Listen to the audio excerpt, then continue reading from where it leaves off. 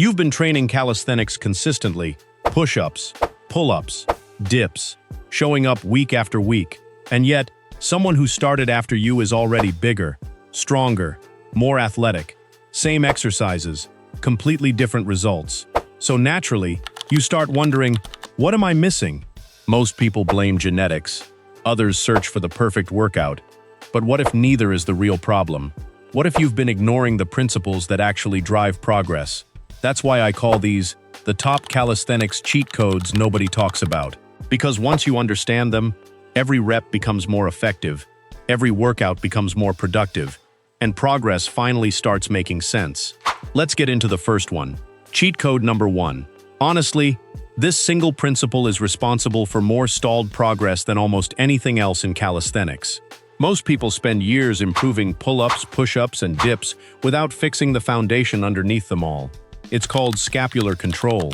And if you've never paid attention to your shoulder blades, there's a good chance you've been making every upper body exercise harder than it needs to be. Here's why. Most people think strength comes from the arms, chest, or back, but none of those muscles can perform properly if the platform underneath them isn't stable. Imagine trying to build the tallest skyscraper in a city on shaky ground. You can use the strongest steel, the best materials, and the most advanced design in the world, but if the foundation can't support the structure, everything above it becomes weaker and less reliable. In calisthenics, your shoulder blades are that foundation. They're the platform every pull-up, dip, push-up, and muscle-up is built on. When that platform isn't working correctly, everything built on top of it becomes weaker. That's why some people do pull-ups for years, yet never build the back they want. Their shoulders burn before their lats, their neck gets tight, their arms fatigue first, and they finish workouts exhausted without much to show for it. But once you learn to control your scapula properly, everything changes. Pull-ups feel stronger, your upper back becomes more active, your lats finally do their job. Same exercises, different foundation, different results. So here's a challenge. Before your next workout, do a few minutes of scapular pull-ups. Hang from a bar with straight arms. Pull your shoulder blades down and back without bending your elbows.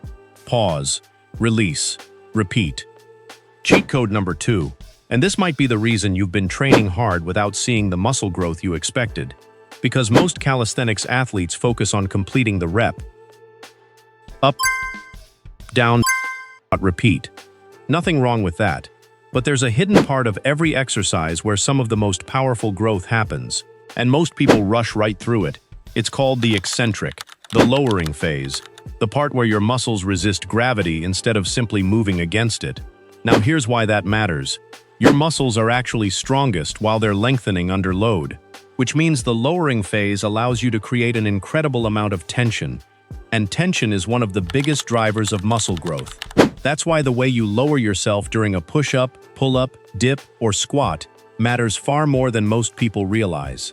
The problem? Most people treat the descent like a free fall. They work hard to get to the top, then give away half the benefit on the way down. That's why some people do hundreds of reps every week, yet still struggle to build the chest, back, and upper body size they're chasing, because they're rushing through one of the most productive parts of every rep. That's the power of controlling the eccentric. Instead of dropping through the movement, own every inch of it. Make your muscles earn the descent. Here's a simple challenge. The next time you do push-ups, lower yourself for 4 full seconds. 1, 2, 3, 4. Then drive back up with intent. By the end of the set, your chest won't just feel tired. It'll feel like it's finally doing the work it was supposed to do all along. The same applies to pull-ups. Get to the top position, then lower yourself as slowly as possible. Control every inch. Fight gravity all the way down. You'll immediately feel your back working harder and staying under tension longer. That's when you know the movement is finally loading the right muscles. Try dedicating one workout each week to slower eccentrics.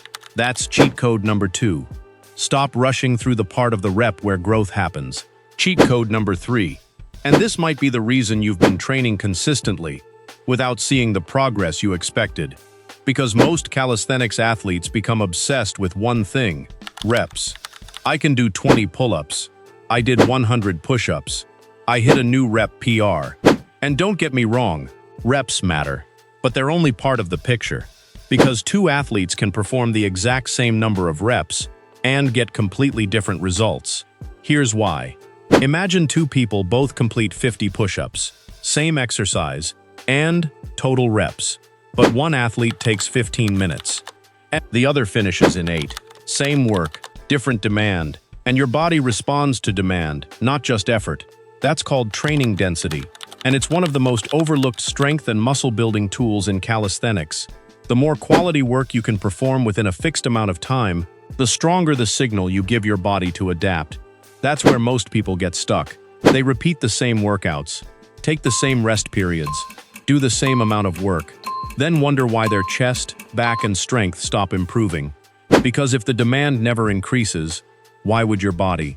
That's why density training is so powerful. Every week your goal is simple.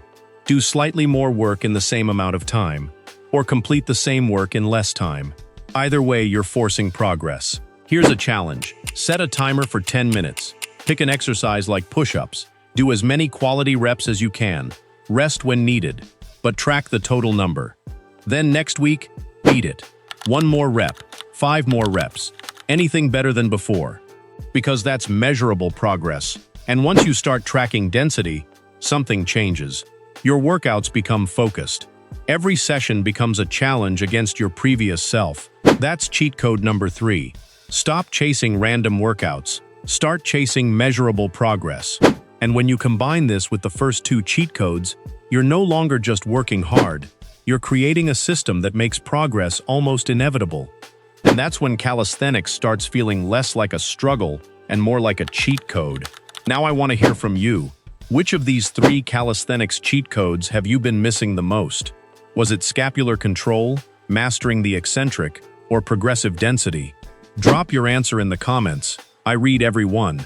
And if you got value from this video, hit the like button and subscribe. We're not here to collect fitness information, we're here to get stronger. So take what you've learned today and give your body a reason to adapt. I'll see you in the next one.